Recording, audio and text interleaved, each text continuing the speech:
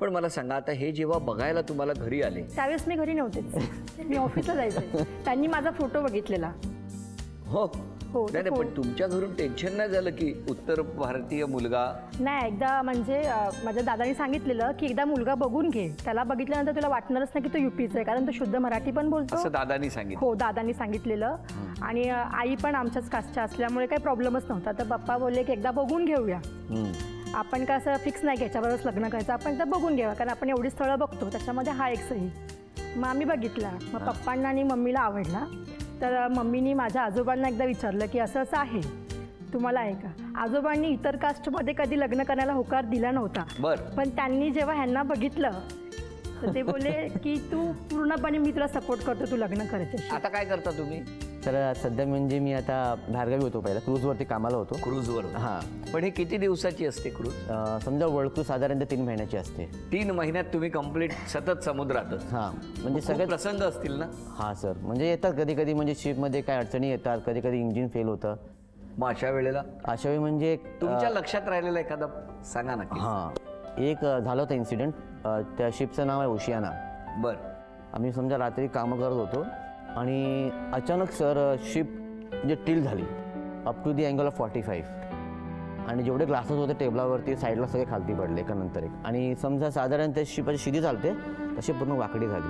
मग तर आता सगळे म्हणजे काय झालं कुठे होता तेव्हा तुम्ही? आम्ही जात होतो UK वरून US ला, आणि तो डिस्टन्स कव्हर करण्यासाठी माणसाला 7 दिवस लागतात बाय शिप. तर आजूबाजूला काय जागाच नाही कुठे, आणि एकदम मधोमध शिप टिल झाली आहे. आणि ते झालं कशामुळे?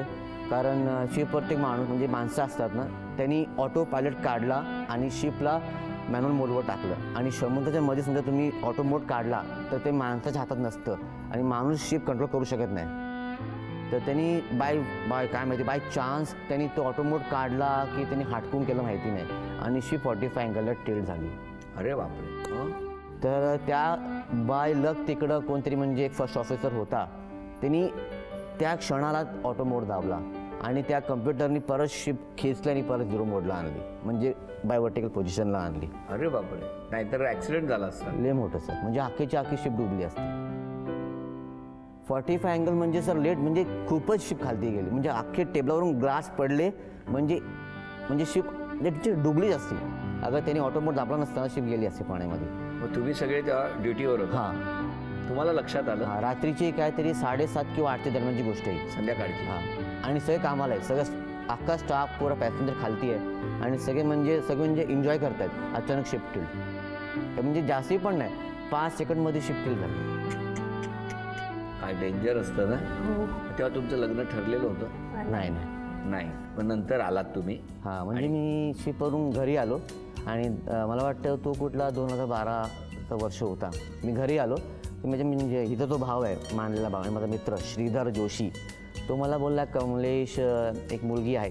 तिकडनं आल्यावरच? त्याच प्रसंगानंतर? नाही, तो प्रसंग घडला काय ते 2008 किंवा 2009 दरम्यान मी तुम्हाला बोललो, खूप आधी. आणि जेव्हा मी आलो 2012मध्ये मुंबईमध्ये ट्रिप मारली 6 महिन्याची, आलो परत. दादाचं आणि लग्न झालं आणि ते गावी आले होते गणपतीच्या वेळी. त्यावेळी ही पण आली होती. त्यांच्याबरोबर मी वेगवेगळ्या प्रकारे इम्प्रेस करतो, पण तिला काय कळतच नव्हतं. तुम्ही काय शिट्या वाजवायचो, किंवा मोदक करताना बसल्यावर काहीतरी कुछ ना कहो वगैरे वगैरे अशी छोटी छोटी गाणी वगैरे त्यावेळी म्हणायचो. मोदक करताना. हां, व्हेरी गुड. पण ते काय कळत नव्हतं. आणि नंतर मग मुंबईला आले. आता माझ्या मनात तर होतं मी पत्र पाठवायचो. नाही, पण तुम्हाला पत्ता कसा मिळाला? आली होती ना गावी. मग तेव्हा तुम्ही घेतला होता? हां. तुम्ही का दिला? आता पत्ता विचारला, त्याच्यात काय आहे द्यायला? मग त्यांचं पहिलं पत्र आलं ते कधी आलं? आम्ही गावाहून मुंबईला आल्यावर मला वाटतं 8-10 दिवसातच आलं असेल. पण ते थेट तुमच्या नावाने आलं? ती पण मी आयडिया केली होती सर. काय सांगा. हा, मला ते घड्याळ घ्यायचं होतं. ॲक्च्युली घ्यायचं नव्हतं, पण आता काहीतरी कारण पाहिजे ना. म्हटलं तिच्या हातात ते घड्याळ मी पाहिलं, काहीतरी कारण. म्हटलं अगं तुझ्यासारखंच मला घड्याळ पाहिजे, बेंटेक्सचं पाहिजे. तर आमच्या गावी काही मिळत नाही, तू मुंबईत चौकशी कर जरा. मग त्या निमित्ताने म्हटलं परत फोन कर, हे आपलं पत्र पाठवता येणार. असं करून मी पहिलं पत्रात घड्याळाचा विषय होता? हां. Very good. ते पत्र कोणाला मिळालं? मलाच. पण मी ते सगळ्यांना दाखवलं. ते पण सर मला नंतर कळलं ती मेवणीला दाखवायची, माझी छोटी मेवणी जी आहे ना. कुठली आहे? जया. जया. तुम्ही सगळी आलेली पत्र तुम्हाला दाखवायच्या? मी सगळी पत्र वाचून तिला सांगायची. काय आता काय उत्तर दे? मीच तिला सांगितलेलं की त्याला तू आवडतेस म्हणून तो पत्र पाठवतो, तेव्हा तिला कळलं. मग तुम्ही उत्तर पाठवलं त्यांना? उत्तर म्हणजे मी मग नंतर यांना सगळ्यांना सांगून ठेवलं की त्याला एक छान घड्याळ घ्यायचंय, ते घेऊन ठेवायला हवं वगैरे. पण नंतर मग त्यांची एकदा फेरी झाली त्याची मुंबईला. त्या पण मग तेव्हाच मग माझं येणं वाढलं ना इथे. म्हणजे दादाकडे यायचो मी, सुट्टी पडली की ऑफिसमधून सुटलो की शनिवार रविवार पकडायचो, इकडे यायचो. त्यावेळी मग नंतर मग दिवाळी होती. हा, दिवाळीला कसं मजा आली होती. नाही, पहिलं प्रपोज कसं केलं ते सांगतो. सांगा सांगा सांगा, इंटरेस्टिंग आहे, सांगा. मी आता तिकडून आता मुंबईतून आलो, आता परत मुंबईत आलो, आता काय करायचं, आता भेटायचं कसं. तर वहिनीकडे आलो होतो. वहिनी आणि माझं एकदम स्वभाव मॅच होतं. दादाला सांगायची जरा भीती वाटायची, कसं, कारण बहीण ना, सांगणार कसं, चिडला तर. वहिनीला सांगितलं. वहिनी पण मला म्हणाली माझी मैत्रीण आहे ना, मी सांगून बघते, दादाला आपण सांगूया नको. मग दादाला चुकवलं आम्ही. दादा कुठेतरी गेला होता ऑफिसला. मग मी आणि वहिनी माधव भवनमध्ये आलो, ही श्रीकृष्ण भवनमध्ये. बरं. मला माधव भवनच्या टेरेसवर बसवलं. टेरेसवर एकतर पाण्याची टाकी, 12चं रणरणट ऊन, त्यामुळे तिथे बसलो, एकटा बसलो. वहिनी म्हणाली मी जाऊन येते. पाऊण तास झाला तरी वहिनी काही येत नव्हती. त्यावेळी काय फोन नव्हते. मग तसं आणि त्याच्या आधी त्यांनी ऍक्च्युली माझ्याकडे निरोप पाठवलेला. तेव्हा मी त्यांना सांगितलं जे काय असेल ते तुम्ही माझ्या घरी येऊन माझ्या आई बाबांना विचारायचं. त्याने निरोप कसा पाठवला? शैला, आमच्या मधला दुवा म्हणजे तीच. मग फायनली होकार मिळाला की नाही? होकार मिळाला. हो, घरून मिळाला की यांच्याकडून? घरून पण माने वगैरे पण सपोर्ट केला. कसं असतं ना, या सगळ्या आठवणी असतात. पण मग पुढे भविष्यात तुमचं मग भेटणं कुठे व्हायचं? नंतर काय आमचं लग्न लवकरच ठरलं तसं. लगेच. पण मग घरी लगेच कळलं. हो हो हो. मग तुमची मुंबईत इथून त्यांना होकार मिळाल्याबरोबर मग त्यांनी घरी जाऊन आईबाबांना सांगितलं. मग तुम्ही लग्न करून वेंगुर्ल्याला गेला? हो हो. मग आता तुम्ही दोघेही परत मुंबईत आता आला. मुंबईला. आता कुठे राहता? ऐरोलीला. पण हे जे काही तुम्ही आता बासरी वगैरे मगाशी वाजवली, ही अशीच शिकला होतात? हां, अशी काहीतरी ऐकवा ना मग. छान. माउथ ऑर्गनवर ऐकतो. आता माउथ ऑर्गन.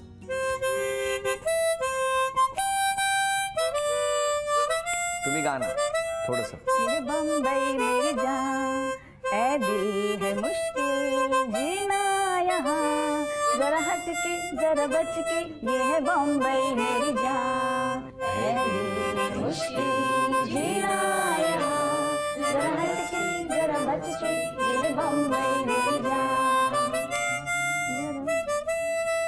ये है बम्बई मेरी जान. या ठिकाणी या टप्प्यावरती आता पहिला खेळ कुठला ते बघूया. यामधली एक चिठ्ठी घ्या.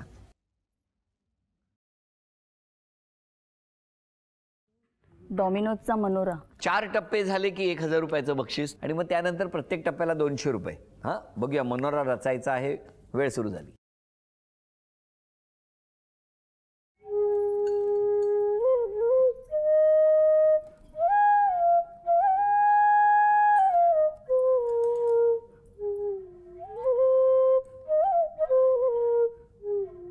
₹1000 मिळालेलं आहे बक्षीस. आता पुढे.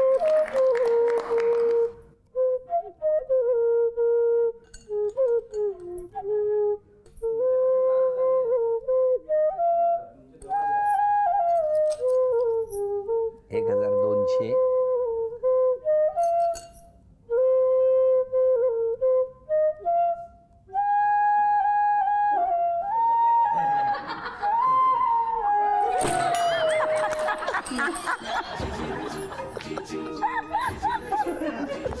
वा वा वा, काय एक्सप्रेशन्स असतात आणि वाद्यातून सगळे भाव नेहमी प्रकट होत असतात.